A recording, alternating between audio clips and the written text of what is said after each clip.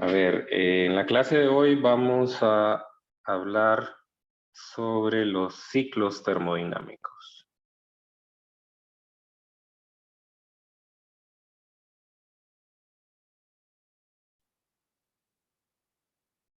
Con este tema vamos a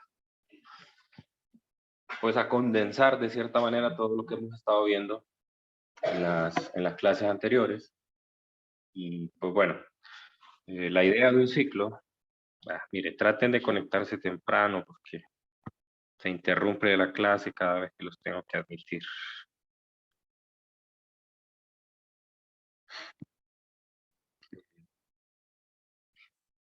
Bueno, les decía que para un ciclo termodinámico, pues la característica que tiene un ciclo es que siempre el estado final es exactamente el estado inicial.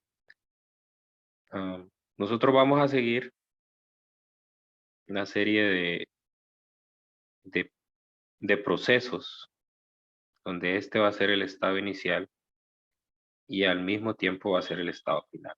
Entonces, ah, pues por poner un ejemplo, voy a pasar primero por un estado, pues voy a llegar a un estado intermedio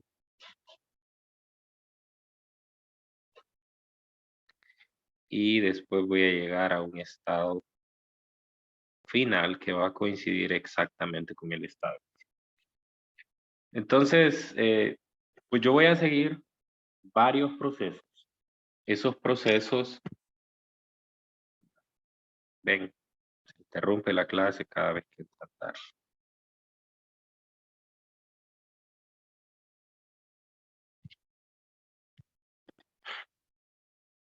Yo voy a tener que seguir varios procesos para poder completar el ciclo.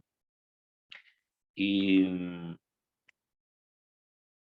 ese número de procesos va a variar dependiendo del proceso, del ciclo. Hay ciclos con...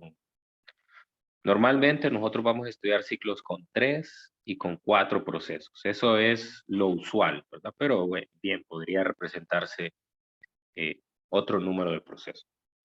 Bueno, pero la idea acá es que nosotros vamos a estudiar la primera ley, pero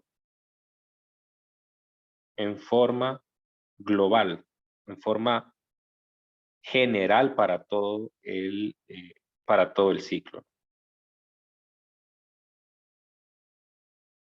Para todo el ciclo, entonces esto se va a representar así. Sería el cambio en energía interna total es igual al calor total menos el trabajo total.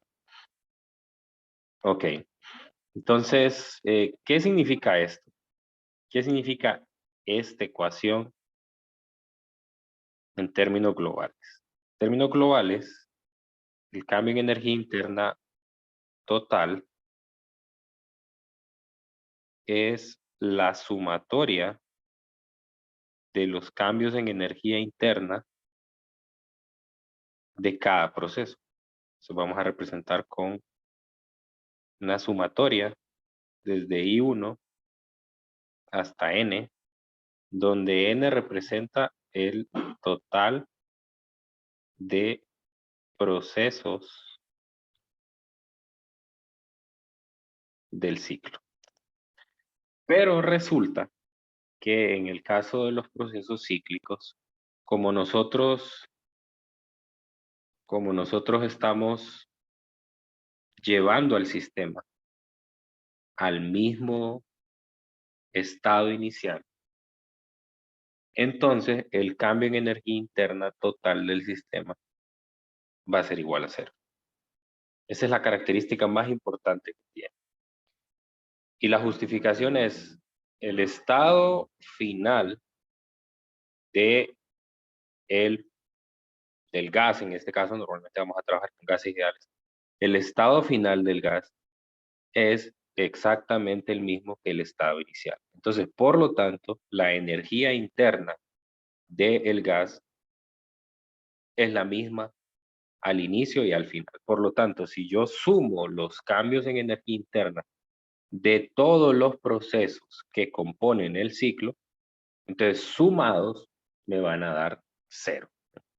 Es decir, en algunas partes va a aumentar la energía interna, en algunos procesos, en otros va a disminuir, y al sumarlos, unos van a ser positivos, otros van a ser negativos, y me tiene que dar 0. Entonces, como consecuencia, lo que significa es que el Q total va a ser igual al trabajo total en el ciclo. ¿Y qué es el trabajo total? ¿Y qué es el Q total? Pues de la misma manera que definí el cambio en energía interna total. El Q total es la sumatoria de todos los calores o de todas las transferencias de calor que hay en los procesos. Lo mismo con el trabajo. El trabajo es la sumatoria de todos los trabajos hechos por el gas o sobre el gas a lo largo de los procesos. Entonces, esta ecuación es la que nos va a permitir a nosotros resolver los procesos cíclicos o los procesos que están unidos en un solo ciclo termodinámico. Y la característica, como les mencioné, es que el cambio en energía interna total es igual a 0 y como consecuencia el trabajo es igual que el calor. Cuando me refiero al calor, también hay que tener en cuenta que el calor y el trabajo al mismo tiempo pueden ser positivos o negativos. Recuerde que la convención de signos que nosotros hemos adoptado, el calor positivo es el que entra al sistema y el calor negativo es el que sale del sistema. Y en el caso del trabajo, hay que recordar la convención de signos que hemos empleado. Cuando el trabajo es negativo, es un trabajo hecho sobre el gas, y cuando el trabajo es positivo, es hecho por el gas. Hay que tener cuidado con eso. Bueno, vamos a hacer un problema, dos problemas en realidad, que me van a permitir pues identificar esto que estoy mencionando. El primer problema es un problema de objetivos mínimos. Es un problema sencillo, donde solo tengo que aplicar pues las mismas ecuaciones que vi anteriormente. Este es un problema del Resnick. Aquí hay que tener cuidado con este problema. Esto no es lo usual y tienen que estar atentos a esto. Este es un problema del Resnick. Y hay que recordar que en el Resnick, la primera ley de la termodinámica es calor más trabajo. Ojo con eso. Cuidado con eso. Entonces, cuando les toque resolver un problema del Resnick, tienen que tener el cuidado de esa convención. Quiero que estén tranquilos y no quiero que se confundan con eso. Nosotros siempre en la clase, siempre en el examen, siempre en las tareas, vamos a utilizar la convención de signo a la que estamos acostumbrados. Entonces, aunque sea un problema que vayamos a resolver del Resnick, nosotros vamos a usar nuestra propia convención de signo, la que hemos adoptado. Ahora, si el problema proviene del Resnick, entonces va a haber una diferencia de signo en el trabajo. Entonces, lo que usted debe de hacer es, si en los datos del problema le dan un trabajo, por ejemplo, en este caso me dicen el trabajo BSA es de menos 15 joules, entonces usted lo que tiene que hacer es, para poder usar la convención de signo y no enredarse, es decir, SA es igual a positivo 15, cambiarle el signo. Y aquí le pongo el comentario usando la convención de signo del CIRS. Es lo que debe hacer. Ahora, No tiene, yo no le, en el examen ni en la tarea, yo no le voy a decir, a este problema viene del RESNIC, cambie el signo. No. Todos los problemas que yo le proporcione en el examen o en las tareas son problemas que ya están automáticamente preparados para que usted los resuelva utilizando la convención de signo del CIRS. En este caso lo hago porque si no hago el cambio en la convención de signo, el resultado que voy a obtener es un resultado erróneo. Pero al final, cuando ya haya resuelto el problema, les voy a hacer una aclaración de por qué tuve que hacer este cambio. Entonces, pero bueno, lo van a entender mejor ya cuando tengamos resuelto el problema. Me dice que un gas está encerrado en una cámara y pasa por el ciclo mostrado en la figura 24. Me dice que determine el calor neto añadido al gas durante el proceso de CA. Si el calor de AB es 20, el calor de BAC es 0 y el trabajo de BCA es de positivo 15 usando convención de signo de CIRS. Ok, entonces tengo que usar, como es un ciclo, entonces tengo que usar lo que conozco de un ciclo. Un ciclo, cambio en energía interna total, es 0. Q total es igual trabajo total. ¿Cómo se traduce esa ecuación en esto? El Q son 3 procesos, AB, BC y CA. Entonces, Q total sería la suma de todos los calores. El calor de AB más la transferencia de calor de BAC más la transferencia de calor de CA. Y del lado derecho lo mismo. Trabajo AB, trabajo BC, trabajo CA. ¿Okay? Así se escribe esta ecuación que es válida para los ciclos. Para los ciclos. Entonces, de acuerdo a la ecuación y de acuerdo a los datos que tengo, entonces voy a identificar cuáles son los que tengo, cuáles son cero. Entonces, el proceso de A a B, y es un proceso como se ve pues obviamente aquí en la gráfica presión-volumen, el proceso de A a B es un proceso isocórico. Entonces, obviamente, en un proceso isocórico nosotros sabemos que el trabajo es igual a 0. Entonces, hago 0 este primer término, porque es isocórico. Isocórico. Luego, el trabajo de B a C no me lo dan, ni el trabajo de C a A. Lo que me dan es la suma de sus trabajos. O sea que aquí realmente el dato que me están dando, trabajo BCA, es la suma del trabajo BC más el trabajo CA. Entonces, básicamente, estos dos datos me los están dando. Son igual al trabajo BCA. Entonces, este es un dato que ya conozco. Ya conozco. No me preocupo por él. Ahora me voy al lado izquierdo. En el lado izquierdo tengo los calores. Ya me dan dos datos de calor. Me están diciendo que el calor en el proceso de A a B es 20. Eso coincide con la teoría. La teoría me dice que en un proceso isocórico, si la presión aumenta, la temperatura aumenta. Y acuérdese que en el proceso isocórico el calor es NCV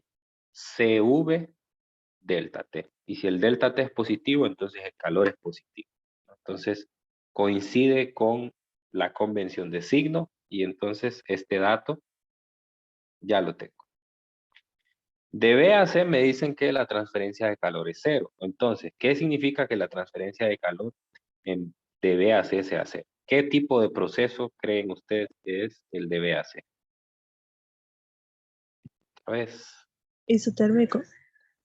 isotérmico. ¿Quién entró tarde? Angeli. Isotérmico, ¿qué dicen los demás? En un proceso isotérmico la transferencia de calor es cero. No, No, creo que es ¿verdad? adiabático. Es adiabático. Ojo, ¿verdad? Hay que acordarse de lo que discutimos la clase pasada.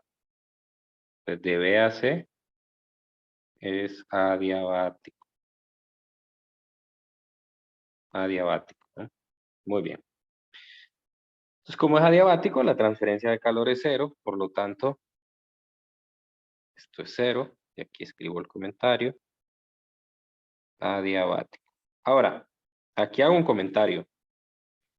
Normalmente, nosotros en la clase distinguimos al proceso adiabático y al proceso isotérmico, porque, y voy a poner la tabla de resumen que tenemos, ahí es mucho más fácil distinguirlos. Los distinguimos porque nosotros en las gráficas pudimos poner en el fondo las curvas isotermas. Las curvas isotermas a uno le ayudan a poder distinguir entre un proceso adiabático con un proceso isotérmico. ¿Sí? Y la duda de su compañera no es una duda poco común, es una duda muy frecuente, porque cuando nosotros vemos una curva, no podemos distinguir a simple vista si se trata de adiabático o si se trata de isotérmico. Vamos a ver aquí en el resumen cómo puedo distinguir yo entre los dos. Aquí fíjense las columnas del medio. Vea que las dos son curvas. Y en el fondo del gráfico PV están las curvas isotermas. Entonces las curvas isotermas sí me permiten diferenciarlo. Me permiten ver que en el caso adiabático, la curva adiabática salta de una isoterma a otra. Mientras que en el isotérmico, la curva del proceso isotérmico está exactamente sobre una curva isoterma. Ahora, no siempre, y es muy raro realmente que en los problemas, en el gráfico que nos dan, aparezcan en el fondo las curvas isotermas. Ya lo han visto en los problemas que hemos estado resolviendo. Entonces, aparecen así como están. Entonces, ¿cómo puedo yo saber? No lo puedo saber a simple vista.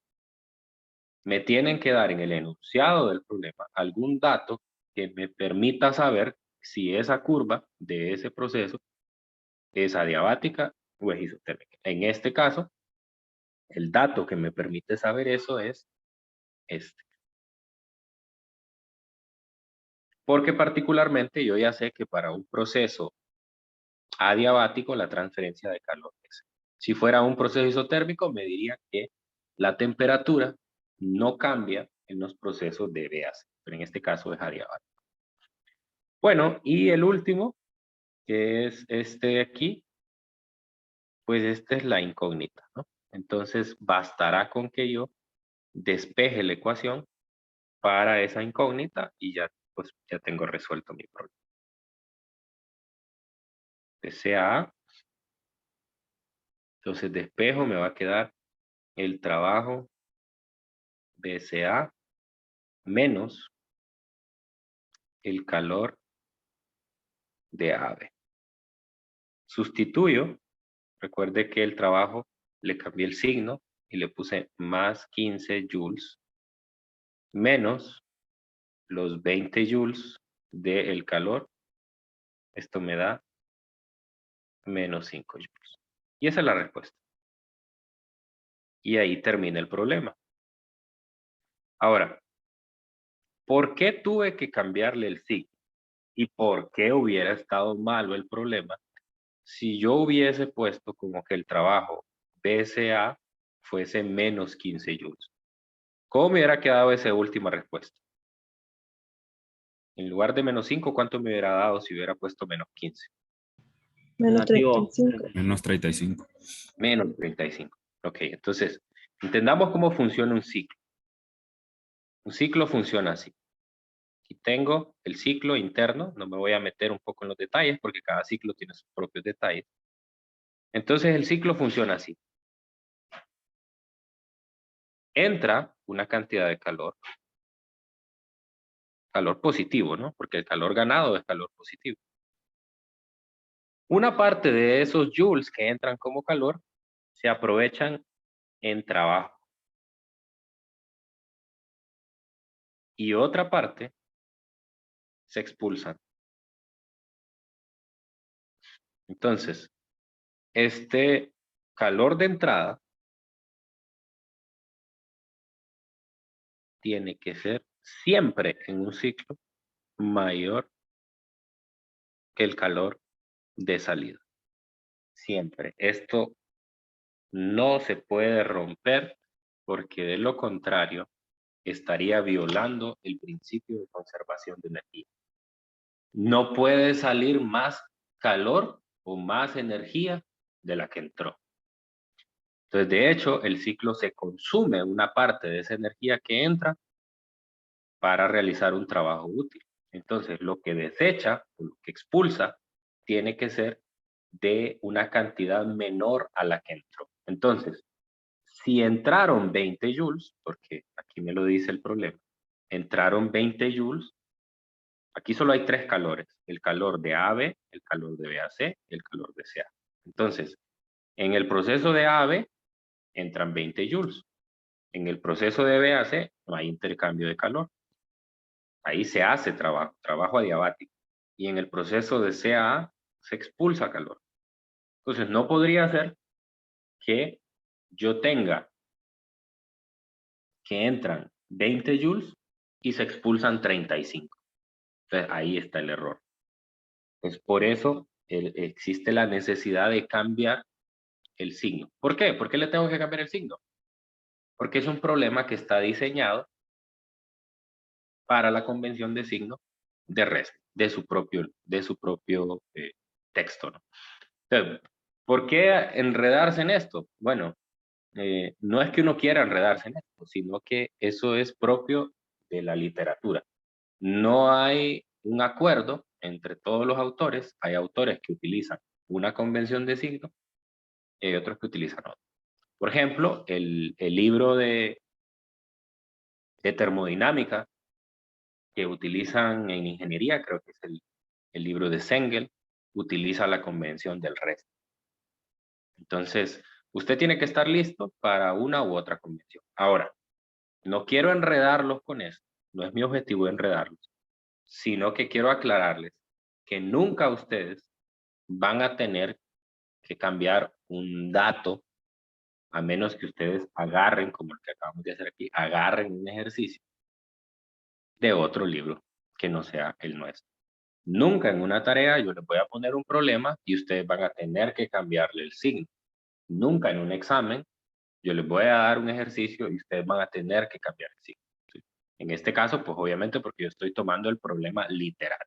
Imagine que yo hubiera puesto este problema en examen, entonces automáticamente yo en los datos, en lugar de ponerle menos 15, ya le habría puesto más 15, porque claro, obviamente yo si pongo un ejercicio tiene que coincidir y la respuesta tiene que ser coherente, no puede darme un resultado erróneo. Ok, ¿quedó claro esto de la convención de signo o los enredé más? Sí, está claro, Nico. ¿Hay alguna pregunta con el ejercicio antes de pasar al siguiente? Entonces, así de forma general, no, para saber si estamos muy mal en un ejercicio, si tenemos más calor al final, está malo, más del que entró, significa que algo hicimos Correcto, mal. correcto. Esa es la medida. O sea, por eso yo siempre les digo, sean críticos de lo que están haciendo. Piensen en lo que están haciendo. No solo hagan cálculos al azar. Sepan lo que están obteniendo. Porque alguien pudo haber hecho el problema aquí y haberle puesto menos 15 ahí y le hubiera dado menos 35 y dice, ah, bueno, ya tengo el problema, está resuelto. Y dice, ah, el problema está bueno porque es un calor negativo, es un calor expulsado y todo. Pero hay que detenerse a ver eso, ¿no? Incluso podría llegar a ser una pregunta conceptual, ¿no? Podría llegar a ser una pregunta conceptual del examen. Entonces, que yo le diga, en un ciclo entran 20 joules y se realiza tal trabajo y se expulsan tantos joules, se expulsan 35. por ejemplo, imagine que es una pregunta conceptual del examen. Y yo le pregunto, ¿es posible construir esta máquina o violaría alguna de las leyes de la termodinámica? Y sí, pues, viola la primera ley de la termodinámica. Recuerde que la primera ley de la termodinámica es la extensión del principio de conservación de energía. No es posible construir una máquina o un ciclo que al ganar una cantidad de calor me expulse más calor que el que entró. ¿Alguien más? Ya voy preparando el otro ejercicio.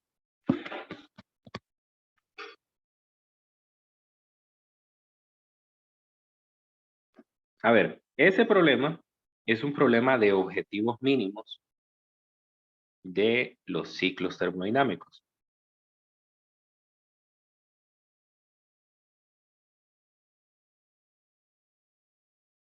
Ahora vamos a hacer un problema avanzado de ciclos termodinámicos. Los problemas avanzados tienen la característica, a diferencia del problema anterior, que en el problema anterior, si se fijan, solo nos quedamos en las variables macroscópicas de energía, calor, trabajo, cambio en energía interna. Mientras que en los problemas avanzados, sí nos va a interesar cómo cambian las variables de estado de un proceso a otro.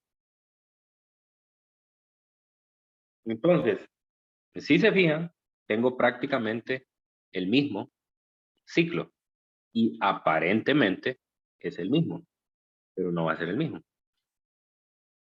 La diferencia es que ahora me están dando datos sobre el gráfico PV.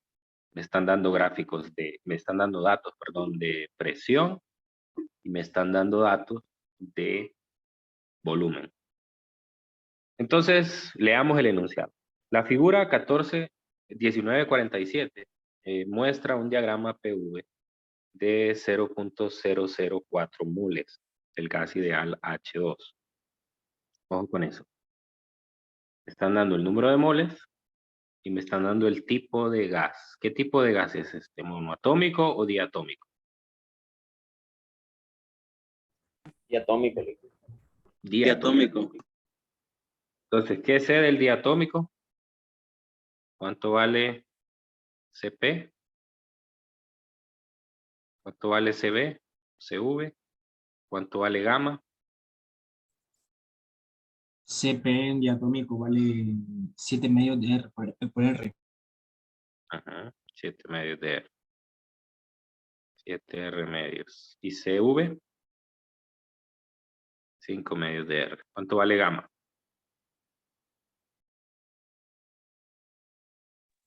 Vale 1.40. 1.40.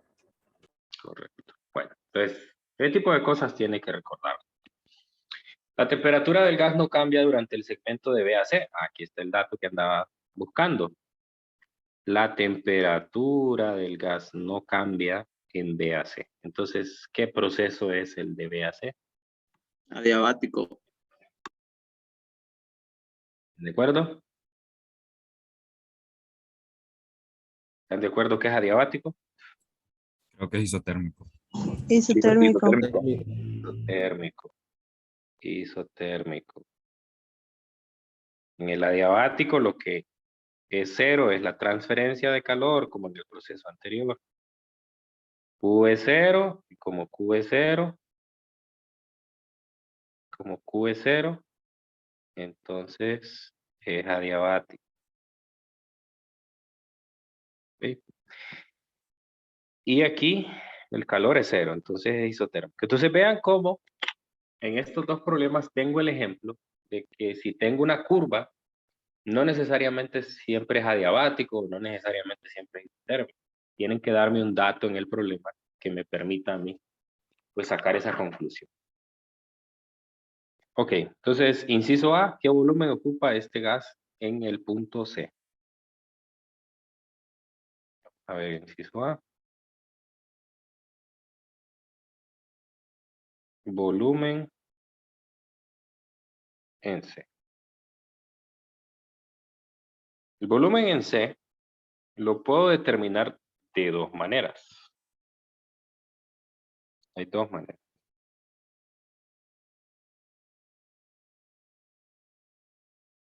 La primera es ver que entre A y B hay un proceso isocórico. Esa es la primera forma. A B, isocórico. Y en isocórico, el producto, presión por volumen, se mantiene constante. Eso quiere decir que puedo relacionar la presión y el volumen del estado A y el estado B y despejar para ese volumen. Y la otra manera es que yo pueda calcular el volumen a partir de la ecuación de estado de los gases ideales, porque yo conozco tanto el volumen como la presión del estado. No, perdón, estoy con el estado C. Están pidiendo el estado C. Ok. DBAC no No, sería me equivoqué. isotérmico. Sí, gracias. Ahí Perdón, sería isotérmico. me salté aquí algo. Gracias. Sí, es isotérmico. Y no es de A a B, sino que es de B a C. De B a C, isotérmico. Gracias por la observación. Entonces, esa es la primera forma. Es decir, atacar el estado que desconozco desde el proceso anterior a él. Y la otra es atacar al estado desde el proceso posterior a él, que sería de C a A. Entonces, de C a A, esta es la segunda alternativa. De C a A es un proceso isobárico. En el proceso isobárico, lo que se cumple es que el cociente de presión entre temperatura es constante. Ok, entonces yo podría irme por ahí por los dos lados. Entonces, ¿cuál es el que me conviene? El que me conviene es el primero. ¿Por qué? Porque yo ya conozco presión, volumen para el estado A y conozco la presión del estado C. Solo me hace falta el volumen. Entonces me voy a ir por ese lado. Entonces, siempre ustedes, ¿por qué no puse aquí en este primer inciso? Porque siempre ustedes en los problemas, cuando le pidan una variable de estado en un ciclo, tiene que ver de qué proceso tiene más datos, si del anterior o del siguiente. ¿Sí? Entonces, de acuerdo a eso, usted va a decidir por cuál camino se va. Entonces, en este caso, la ecuación es presión del estado B, volumen del estado B es igual a presión del estado C, volumen del estado C. Entonces despejo y me queda que el volumen en el estado C es igual al volumen en el estado B por la presión en B, presión en C. Sustituyo el volumen en el estado B, lo puedo leer directamente del gráfico, igual que las presiones. Son 2 atmósferas, 0.5 atmósferas. Cancelo. Y pues ahí tengo 2 entre 0.5 es 4. Multiplicado por 0.2, esto es igual a 0.8 litros. Bien, me detengo un momento a pensar si tiene lógica el problema. El resultado. Vamos a ver, me dice que el volumen es 0.8 litros. Y claro que tiene lógica, ¿no? Porque en el estado C, el volumen tiene que ser mayor al estado A porque está sometido a una compresión isobárica en el proceso de CA. O si lo veo desde el otro punto, del estado B al estado C, pues se trata de una expansión isotérmica. Entonces el volumen tiene que aumentar.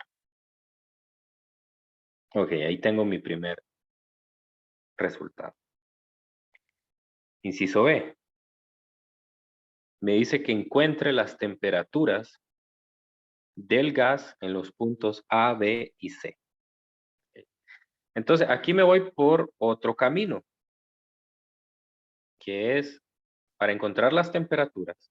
Y aquí no me aparecen las isotermas, pero a veces sí es bueno dibujarlas para que uno entienda lo que está pasando. Aquí vendría una isoterma que va pasando por el estado A.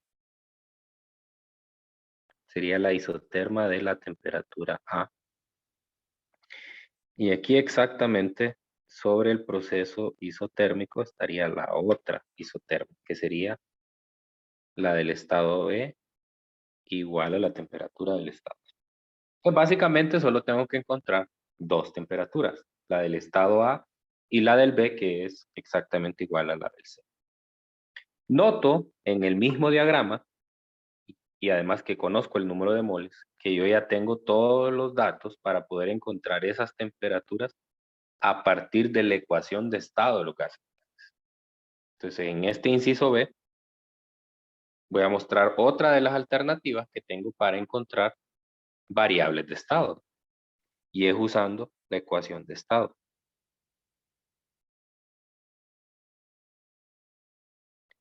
La ecuación de estado me dice P por V igual a nRT. Yo busco la temperatura. Entonces, la temperatura es igual a la presión por el volumen entre NR. Entonces, primero la del estado A sería la presión. En este caso serían 0.5 atmósferas, que es la presión del estado A. El volumen de ese estado es 0.20 litros. El número de moles, 0.004 mol. R, en este caso, pues obviamente lo voy a usar en unidades de litros por atmósfera entre mol por Kelvin. Ok. Y entonces, pues, cancelo unidades aquí. Atmósfera con atmósfera, litro con litro, mol con mol, y esto me va a quedar Kelvin. A mí esto me da 304.6 Kelvin. A ver si me confirma. Confirmo. Muy bien. Entonces, esta es la isoterma inferior, la de TA. Ahora voy a encontrar la temperatura del estado B.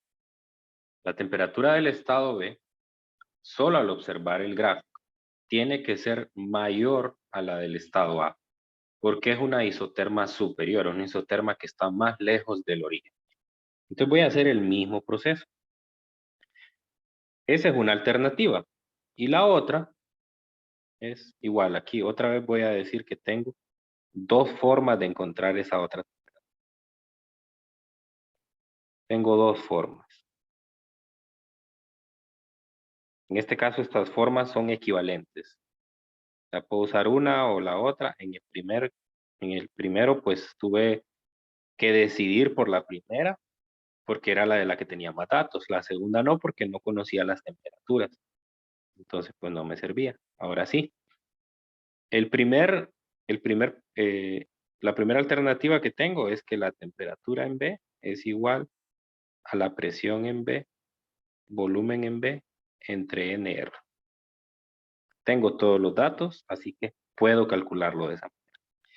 Y la otra es ver que en el proceso de A a B, que es un proceso isocórico, en el proceso isocórico, T entre P se mantiene constante.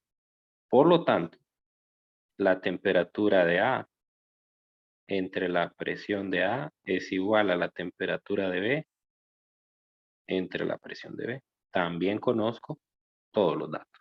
Así que cualquiera de las dos vías que usted tome me tiene que llevar al mismo resultado. Voy a tomar yo la primera. Si gusta usted ahí personalmente lo puede hacer con la segunda.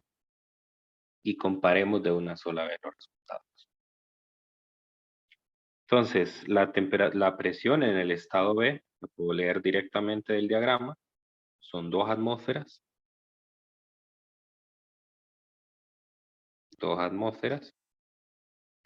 El volumen es el mismo del estado A, 0.20 litros.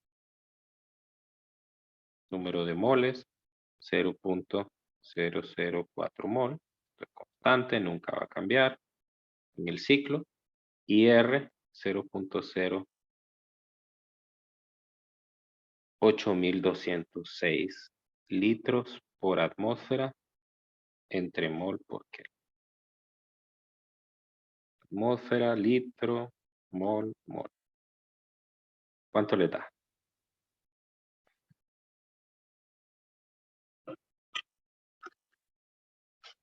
$1218.4 Kelvin. Correcto. Y da exactamente lo mismo con la otra ecuación.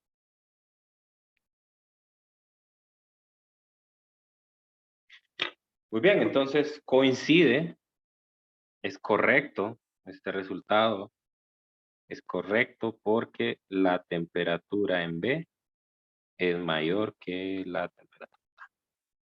Y la temperatura en C, pues es la misma, 1218.4 Kelvin. Y la justificación es que el proceso de B a C es un proceso isotérmico. B a C, isotérmico.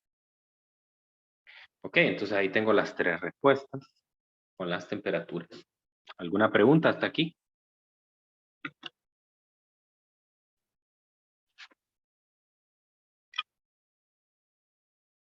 ¿Todo claro? Todo claro, Lick. Muy bien. Perfecto. Bueno, la clase de hoy aquí la vamos a dejar. Pero quiero que para mañana ustedes intenten resolver los incisos C y D, siguiendo ya el resumen de los procesos que vimos en las clases anteriores. Me piden en el inciso C que cuánto calor se fue dentro o fuera del gas durante los segmentos AB, CA, BC. Entonces, lo que tiene que hacer nada más es identificar qué proceso es, cuál es la ecuación para determinar el calor en ese proceso y pues calcularlo, ¿no? Después, en el inciso D, le piden que encuentre el cambio de la energía interna de este hidrógeno durante los segmentos de A a B, de B a C y de C a A, y que indique si en cada uno de ellos aumentó o disminuyó. Esa es una buena manera de saber si uno va por un buen camino. Acuérdese que el cambio en energía interna en un ciclo, o la sumatoria de los cambios en energía interna en un ciclo tiene que ser igual a 0. Entonces, cuando usted encuentre los 3 cambios de energía interna, al sumarlos, eso le tiene que dar 0. Pero lo vamos a hacer mañana, lo vamos a hacer aquí en clase. Solo quiero que intenten hacerlo para ir adelantando, para que ustedes vayan tratando de hacerlo por su cuenta. Y si pues surgen algunas preguntas en el camino de hacer eso, las vamos a aclarar en la clase de mañana. ¿Estamos? Sí, Lick. Sí. Listo, Lick, Listo, Lick, gracias. Ok. Que se oye feo, dijo alguien ahí. ¿Me escucharon bien durante la clase o no? Sí. Sí, todo claro. Yo sí. Ah, pues, tema se veía feo. ¿el qué? El tema. El tema se oye feo. Ella es difícil, pues. Ah, el tema difícil. No, no, no, no. O no sé si a eso se aclaraba, a eso se refería Joel cuando decía se oye feo. Ok, pensé que era el audio. Bueno, entonces nos vemos mañana. Me disculpo en estos días porque no voy a no voy a poder transmitir en vivo. Tengo un problema con mi computadora, entonces voy a estar grabando y subiendo las clases posteriormente. Listo, nos vemos mañana. Cuídense mucho. Buen día, Lee. Igualmente, ingeniero, hasta mañana. Feliz día. Igual.